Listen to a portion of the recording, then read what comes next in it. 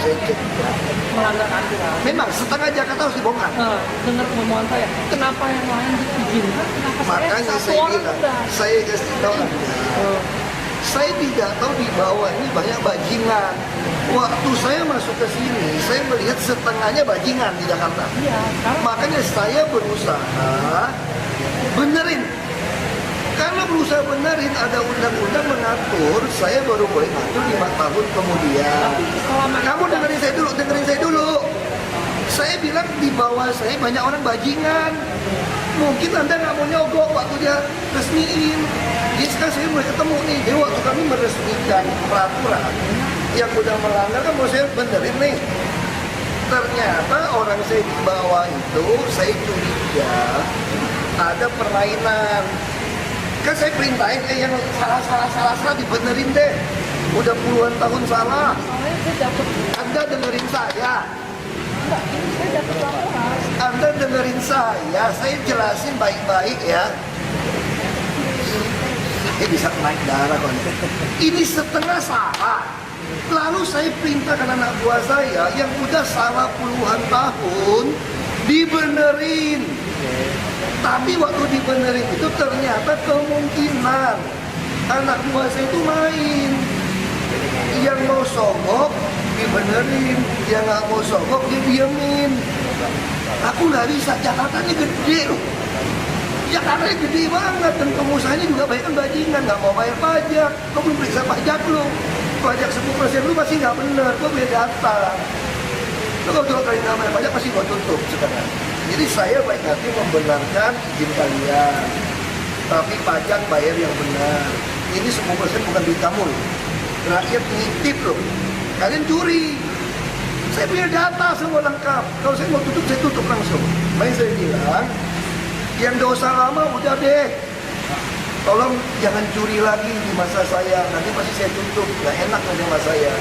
Teman-teman saya banyak yang punya hotel. Saya udah bilangin. Lu kalau bisa bayar 90 juta, jangan bayar 50. Bayarlah 90. Nanti gua tutup, lu nggak enak sama gua. Gua udah ngomong. Nah, lalu sekarang apa yang terjadi? Di bawah ini gua udah pecat-pecatin gitu banyak orang di sini nih. Mereka main mata. Pengusaha kalau sama main mata nggak ada yang nyari gua. Nggak ada yang nyari gua kasih tahu aja. Begitu udah nggak adil, nggak bisa nyolong, udah main baru nyari gua. Nah, sekarang aku tetap mau beresin. Makanya kamu udah baik hati nih. Hotel-hotel nyolong pun gua kasih sampai 2015. Kenapa? Karena peraturannya bilang begini. Makanya aku lagi siapkan revisi peraturan supaya bisa sampai 2019. Kenapa 2019? Karena perdanya harus 5 tahun. Perdanya waktu gua masuk baru keluar 2014. Waktu gua mau benerin nih 2014, terjadilah ada 1-2 yang tertinggal. Mungkin nggak nyogok, nggak mau kenal orang. Akhirnya tertinggal, tidak ngumumin terus juga nggak mau ngomong. Saya nggak pernah terima. Ya makanya karena dia cuma taunya cuan hotel mulu sih. Lo cuma ambil hotel aja 10% pun karantina hotel lo. Maksudnya saya harus nego sama siapa? Kalau Makanya saya nggak pernah nego sama siapa. justru saya bilang karena ada yang tidak nego lah tertinggal. Karena saya jujur nggak pernah Makanya nego. sekarang lu jangan bolak-balikin. Lu kalau jujur buktiin hotel lu bayar bener. Kalau mau dicek hotel ini, cek aja. Kalau dia nyolong 10% kita tutup. Lu cek hotel ini. Kasih tahu orang pajak sekarang cek. Lu kalau mau jujur sama gua cek. Saya pengusaha bos. Enggak. Gua ngerti. Ini kita Sekarang saya ngomongin sama kamu. Saya mau bantu Anda. Paham nggak? Saya baru boleh ubah yang tertinggal itu di 2019. Paham nggak? Dan peraturan sementara hanya boleh sampai 2017 karena saya tidak boleh extend lebih dari 3 tahun. jadi apa yang harus saya lakukan? Anda diam saja, kami beresin. Nah, soalnya dijawabnya seperti ini. Saya dapat jawaban kemarin. Anda ini betul-betul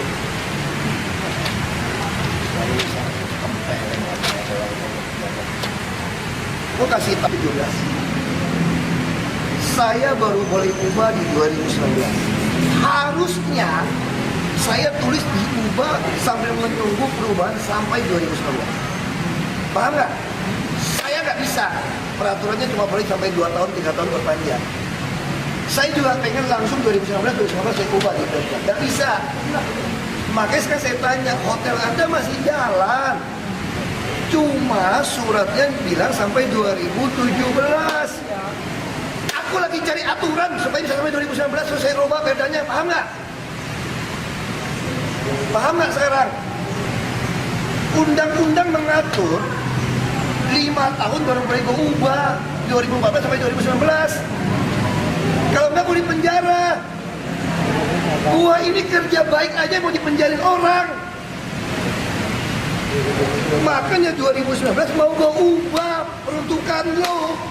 Tapi aku sambil nyambung sementaranya nggak bisa sampai 2019.